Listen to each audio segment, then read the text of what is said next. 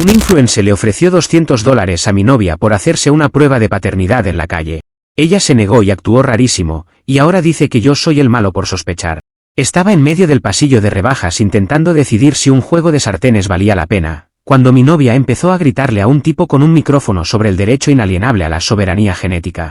Había gente deteniéndose para grabar con sus teléfonos mientras ella gesticulaba como si estuviera defendiendo un tratado de paz en la ONU frente a un pobre influencer que solo quería contenido rápido. Me quedé ahí parado, sosteniendo un paquete de calcetines y preguntándome en qué momento exacto mi tarde de sábado se había convertido en un episodio de Juzgado de Guardia.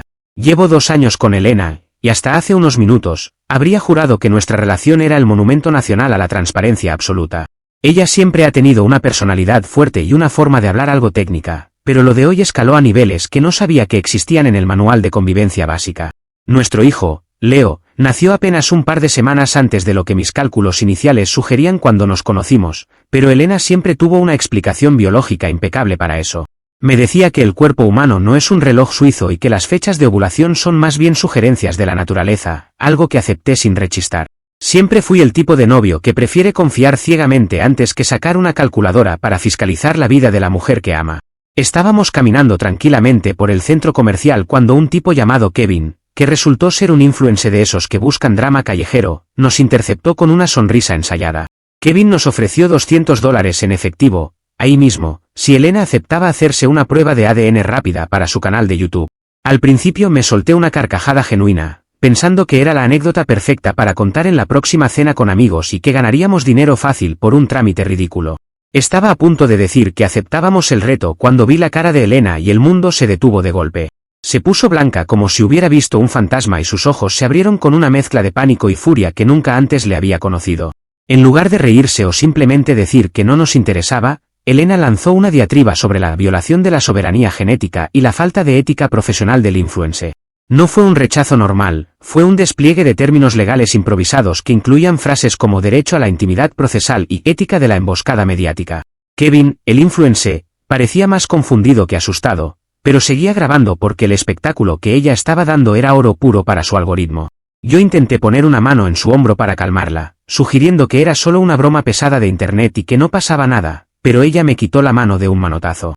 Me miró con un desprecio profundo y me acusó, frente a la cámara, de ser un cómplice de la degradación de la dignidad materna por no saltar a su defensa. Me quedé helado escuchando cómo mi propia novia me trataba como si yo fuera un fiscal enemigo en lugar de su pareja de 2 años. Durante mucho tiempo normalicé sus reacciones intensas y sus explicaciones de 3 horas sobre por qué Leo tiene rasgos de un tatarabuelo noruego del que nadie ha visto jamás una foto. Me decía que la genética era caprichosa y que los genes recesivos pueden saltar generaciones como si fueran saltamontes, y yo, por pura ingenuidad, asentía mientras le cambiaba el pañal al niño. Pero verla defenderse con tanta agresividad jurídica ante una simple pregunta de un desconocido encendió una chispa de duda que no pude apagar. El silencio se apoderó de mí mientras ella seguía sermoneando a Kevin sobre la jurisprudencia de la privacidad en espacios públicos. La situación terminó con Kevin retirándose lentamente mientras Elena respiraba con dificultad, como si hubiera ganado una batalla épica contra la opresión. En el coche, de camino a casa, el ambiente estaba tan tenso que se podía cortar con un cuchillo de plástico, pero ella no paraba de hablar de demandas y rectificaciones. Me exigió que buscara al tipo en redes sociales y le ordenara borrar el vídeo inmediatamente bajo amenaza de acciones legales severas. Por primera vez en nuestra relación, sentí que ceder no era la opción correcta y le dije que yo no tenía poder sobre lo que otros subían a la red. Mi negativa a ser su secretario legal personal fue el primer límite real que puse, y su mirada de indignación me confirmó que el viaje hacia la verdad acababa de empezar. Comentarios de la historia principal. Usuario Anónimo 1 dice, seguro que el niño tiene los ojos azules de pureza vikinga y el pelo platino, aunque los 2 padres sean más morenos que un café cargado en Murcia. Ese tatarabuelo noruego debe ser el hombre más ocupado de la historia genética para aparecerse así de repente. Respuesta de OP, bueno, ella siempre dice que la genética es caprichosa y que no todo es blanco o negro en la biología. Incluso me mostró una vez un cuadro de un antepasado lejano que, según ella, tenía una barba con una estructura ósea muy similar a la de Leo. Usuario Anónimo 2 dice, nadie cita la soberanía genética en un centro comercial a menos que tenga algo muy turbio escondido en el cromosoma 15. Esa reacción legalista es la bandera roja más grande que he visto en mi vida, amigo. Respuesta de OP, supongo que es solo su forma de ser, ya que es una estudiante de derecho frustrada y siempre le ha gustado usar terminología compleja para todo. Creo que simplemente es muy celosa de su privacidad y le molestó la forma tan invasiva en que se acercó el tipo. Actualización 1. Ha pasado una semana desde la última actualización y el silencio en mi casa es casi tan denso como los términos legales que Elena usa para desayunar. Todo parecía estar volviendo a una normalidad muy frágil hasta que el vídeo de Kevin se volvió masivamente viral en todas las plataformas posibles. El título del vídeo, La abogada de la infidelidad se vuelve loca, acumuló 3 millones de vistas en apenas 48 horas y ahora somos el hazmerreír de Internet. La sección de comentarios es una carnicería absoluta donde la gente disecciona cada gesto de Elena y cada una de sus palabras pretenciosas. Ella está obsesionada con limpiar su imagen, pero lo curioso es que no intenta probar su fidelidad, sino que se pasa el día discutiendo la semántica del título del vídeo. Me obligó a sentarme en el comedor durante 3 horas seguidas para explicarme por qué el término infidelidad era una calumnia técnica intolerable. Según su lógica, no puede haber infidelidad si no hay un acto físico documentado y probado por un tercero imparcial, lo cual me dejó con la cabeza dando vueltas. Mientras ella hablaba de jurisprudencia y daños morales, yo solo podía mirar la foto de Leo en la pared y preguntarme por qué no podía simplemente mirarme a los ojos y decir, Mateo, el niño es tuyo y punto. Su incapacidad para dar una respuesta humana y directa empezó a pesarme más que cualquier vídeo viral o comentario de desconocidos. Sentía que estaba viviendo con una abogada de oficio en lugar de con la madre de mi hijo. Como su estrategia de gritarme a mí no estaba funcionando del todo, decidió elevar el conflicto y contactar a mis padres para darles su versión de los hechos. Les envió un correo electrónico larguísimo explicando que el vídeo era un ataque coordinado del patriarcado digital diseñado para desestabilizar nuestra familia. Mi madre, que siempre ha tenido un sexto sentido para las mentiras y que ya sospechaba por los tiempos extraños del embarazo, no se dejó amedrentar por el lenguaje técnico. Ella la llamó por teléfono y le preguntó directamente, sin rodeos, si había algo que la familia debiera saber sobre el origen de Leo. Elena, en lugar de ofenderse como una madre honesta, le colgó el teléfono tras una disertación de 10 minutos sobre el derecho al silencio administrativo. Ahora el ambiente en nuestra casa es completamente irrespirable porque ella actúa como si yo fuera el fiscal jefe de un juicio que yo ni siquiera quería iniciar. Se pasea por el salón con carpetas y notas, revisando el vídeo cuadro por cuadro para encontrar fallos en la edición de Kevin. Yo, por mi parte, empecé a hacer mi propio trabajo de investigación, pero mucho más silencioso y doloroso que el suyo. Me senté con un calendario y empecé a anotar las fechas exactas en las que nos conocimos y aquellos viajes de trabajo que ella hacía tan a menudo en esa época. Los números, por más que intentaba forzarlos para que cuadraran a mi favor, simplemente se negaban a cooperar con mi tranquilidad mental. Cada vez que intento sacar el tema de forma calmada, ella me interrumpe alegando que estoy contaminando la evidencia con mis prejuicios personales. Me dice que mi falta de fe es un ataque directo a la estructura jurídica de nuestro hogar y que debería estar agradecido de tener a alguien que defienda nuestros derechos con tanta vehemencia. Sin embargo, verla tan preocupada por las formas y tan poco por el fondo de la duda me está rompiendo por dentro. He dejado de discutir porque entiendo que con ella no se puede razonar usando el corazón, solo usando el código civil. Por ahora sigo anotando datos, esperando que la lógica me devuelva la paz que su elocuencia me ha robado. Comentarios de la actualización 1. Usuario anónimo 1 dice, imagínate pedirle que te pase la sal en la cena y que te responda con una cláusula de exclusión de sodio y un anexo sobre riesgos cardiovasculares. Es increíble cómo usa el lenguaje para no decir absolutamente nada importante sobre la paternidad del niño. Respuesta de OP, a veces me siento exactamente así, como si tuviera que leer un contrato de términos y condiciones antes de preguntar qué hay de comer. Supongo que es su forma de procesar el estrés, aunque admito que es muy agotador vivir en un juzgado constante. Usuario anónimo 2 dice, mi ex también usaba el calendario lunar y la rotación de los planetas para justificar que un embarazo de 10 meses era algo perfectamente normal. No te dejes engañar por las palabras largas, amigo, la biología es mucho más simple que sus discursos. Respuesta de OP, empiezo a darme cuenta de que quizás no soy el único ingenuo que ha escuchado explicaciones creativas sobre el tiempo de gestación. Es incómodo pensar que la biología debería ser una ciencia exacta, pero ella siempre encuentra la forma de hacer que parezca una opinión subjetiva. Actualización 2. Han pasado 15 días desde la última actualización y el nivel de surrealismo en esta casa ha superado cualquier guión de película de abogados de bajo presupuesto. Todo iba relativamente bien dentro de nuestra Guerra Fría hasta que Elena decidió que la mejor manera de ganar esta batalla era invitar al influencer Kevin a nuestra propia casa. Su idea era realizar una aclaración formal grabada por ella misma para subirla a sus redes y limpiar su nombre de una vez por todas. Yo, en mi infinita paciencia, pensé que finalmente aceptaría hacerse la prueba de ADN frente a él para terminar con el drama y recuperar nuestra vida. Pero el plan de Elena era mucho más retorcido, quería obligar a Kevin a firmar un documento de retractación sobre el supuesto daño moral causado por su pregunta inicial. Kevin llegó con su cámara encendida, oliendo la oportunidad de obtener una segunda parte para su vídeo viral, y la situación se convirtió en un desastre desde el primer segundo. Elena lo recibió en el salón con una mesa llena de papeles y empezó a hablarle de vicio en el consentimiento y coacción mediática, como si estuviera en el Tribunal Supremo. El pobre tipo no hacía más que mirar a su alrededor, totalmente desconcertado, y le preguntaba una y otra vez si el niño era mío o no. Ella evitaba la pregunta directa con una agilidad mental que daría envidia a cualquier político corrupto en plena campaña electoral. Yo me quedé en una esquina de la sala, observando cómo la mujer con la que comparto mi vida hacía malabares verbales para no decir la palabra sí. Cuando Kevin finalmente se hartó de no obtener respuestas claras y se marchó muerto de risa, Elena se giró hacia mí con una furia renovada. Me gritó durante casi una hora porque, según ella, no la respaldé en sus argumentos procesales frente a la cámara de ese delincuente digital. Mi respuesta fue mucho más fría de lo habitual. Le dije que no entiendo de leyes, pero que entiendo perfectamente lo que es una duda razonable.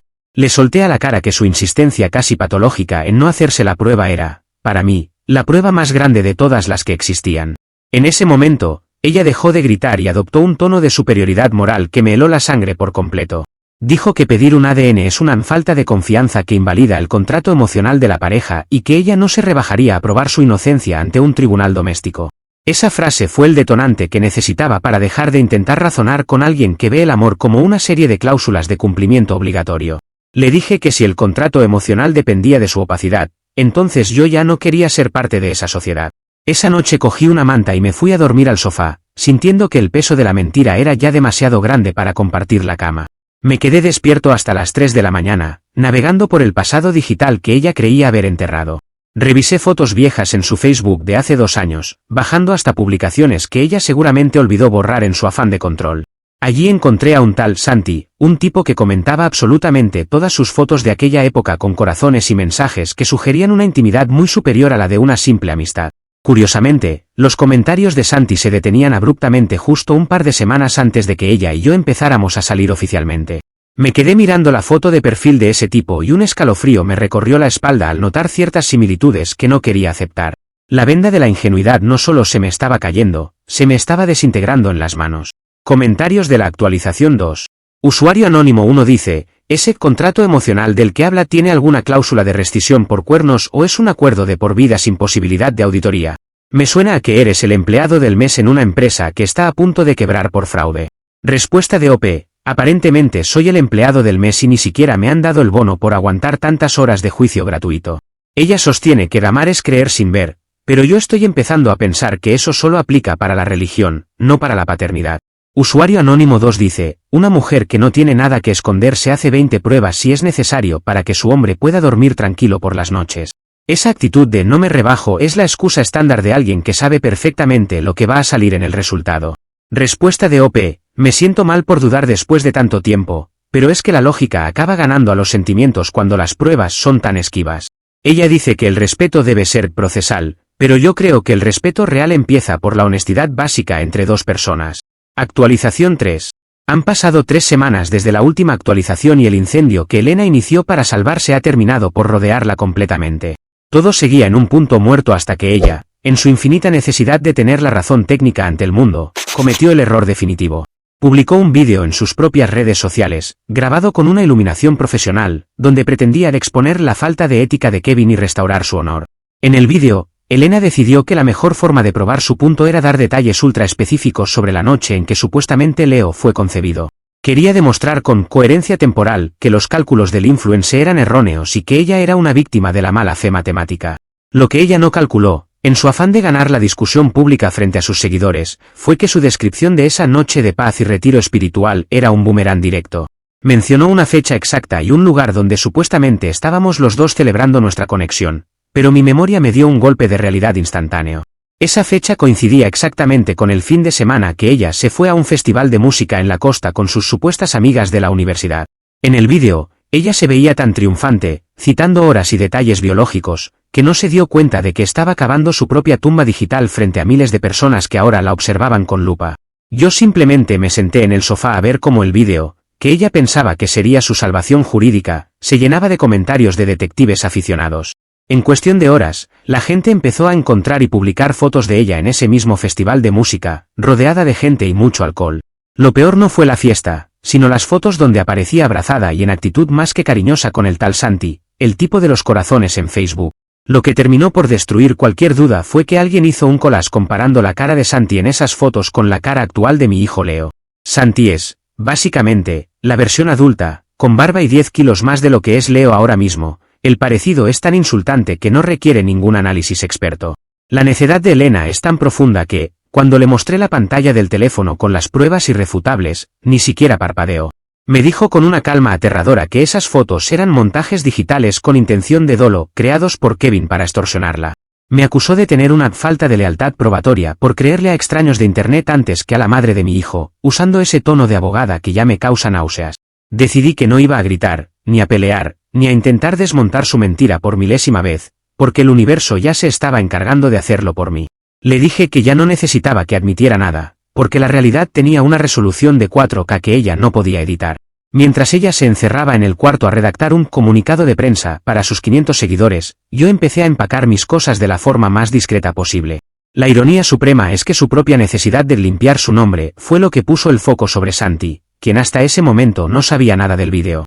La gente en los comentarios empezó a etiquetarlo sin parar, preguntándole si sabía que tenía un clon de 2 años viviendo en mi casa. La soberbia de querer ganar una discusión insignificante fue lo que trajo la verdad directamente a nuestra puerta digital, y yo ya estaba listo para salir por la física. Comentarios de la actualización 3. Usuario anónimo 1 dice, es increíble, he visto el collage y literalmente son separados al nacer, versión paternidad sorpresa. El niño tiene hasta la misma forma de las orejas que el tal Santi, es que es una copia al carbón en HD. Respuesta de OP, es muy amargo verlo así de claro después de tanto tiempo intentando convencerme de lo contrario. Es difícil negar la realidad cuando hasta el lunar que tiene el niño en la oreja izquierda coincide exactamente con el del tipo de las fotos. Usuario anónimo 2 dice, nadie puede ser tan tonto de exponerse así subiendo un vídeo con fechas falsas que se pueden contrastar con fotos de Instagram. Esto tiene que ser un guión de Netflix porque no me creo que exista alguien con tanta soberbia y tan poca inteligencia táctica. Respuesta de OP, ojalá fuera un guión de Netflix, porque al menos me pagarían unas buenas regalías por el trauma que estoy pasando. La soberbia de querer ganar a toda costa te ciega ante lo obvio y ella siempre ha preferido tener la razón antes que ser honesta. Actualización 4.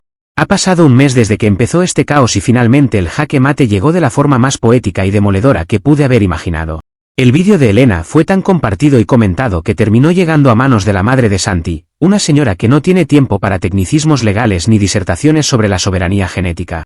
Al ver en su pantalla a un bebé que era la imagen viva de su propio hijo a esa edad, la mujer no se anduvo con rodeos y se presentó en nuestra casa sin previo aviso. Apareció una tarde de lluvia, con una carpeta bajo el brazo que no contenía demandas, sino una foto de Santi cuando tenía 8 meses de edad. Elena intentó cerrarle la puerta en la cara alegando allanamiento de la paz doméstica y amenazando con llamar a la policía por acoso. Pero la señora simplemente pegó la foto contra el vidrio de la entrada y se quedó allí, firme, esperando a que alguien mirara la evidencia física. El parecido era tan absurdo, tan innegable y tan cómico que incluso los vecinos que pasaban por allí se detuvieron a mirar la escena con la boca abierta. El autosabotaje de Elena fue absoluto y total. Por querer demostrar que un influencer era un acosador, atrajo la atención de la única familia en el mundo que podía desmantelar su mentira con una sola imagen. Santi resultó ser un tipo bastante normal que no tenía ni la más remota idea de que Elena había quedado embarazada después de aquel fin de semana en el festival. A diferencia de ella, él no se escondió detrás de términos legales, accedió de inmediato a hacerse una prueba de ADN privada y pagada de su bolsillo para salir de dudas. El resultado confirmó lo que ya era un secreto a voces en todo Internet, un 99,9% de probabilidad de paternidad para Santi. Elena, fiel a su perfil hasta el último segundo, tuvo el descaro de intentar litigar el resultado de la clínica, diciendo que la prueba era nula de pleno derecho porque no se había seguido la cadena de custodia que ella imaginaba en su cabeza. Me fui de esa casa mientras ella todavía estaba colgada al teléfono con algún abogado de oficio, gritando que quería demandar a la biología por sesgo discriminatorio y conspiración orgánica. Verla hundirse en su propia red de mentiras mientras intentaba citar leyes inexistentes fue la bofetada de realidad más satisfactoria de toda mi vida. No hubo necesidad de grandes dramas ni de escenas de llanto, su propia necedad fue la que le puso la soga al cuello mientras ella intentaba explicarme el nudo. Me llevé mis últimas maletas escuchando cómo seguía hablando de recursos de alzada contra la realidad misma. Hoy vivo solo en un pequeño apartamento que por fin se siente como un hogar y no como una sala de interrogatorios constante. Mantengo una relación sorprendentemente buena con Santi, quien resultó ser un tipo razonable y está asumiendo su responsabilidad como padre de Leo sin necesidad de que nadie lo lleve a juicio. Elena, por su parte, se mudó de vuelta con sus padres y me han contado que se pasa el día escribiendo un libro sobre el complot de los influencers contra la familia tradicional. Lo último que supe es que intentó demandar al centro comercial donde empezó todo por permitir que la realidad interfiriera con su vida privada sin su consentimiento previo. A veces veo a Leo durante mis visitas acordadas y no puedo evitar soltar una risa amarga pensando en lo cerca que estuve de pasarme la vida creyendo en un antepasado noruego inexistente. Si Elena no hubiera sido tan increíblemente necia por querer ganar una discusión de $200 frente a una cámara, yo probablemente seguiría pagando el precio de su silencio. Se buscó su propio fracaso por querer ser la reina de una corte de justicia que solo existía en su mente retorcida. Al final, el karma no necesitó abogados, solo necesitó que ella abriera la boca una vez más para intentar tener la última palabra.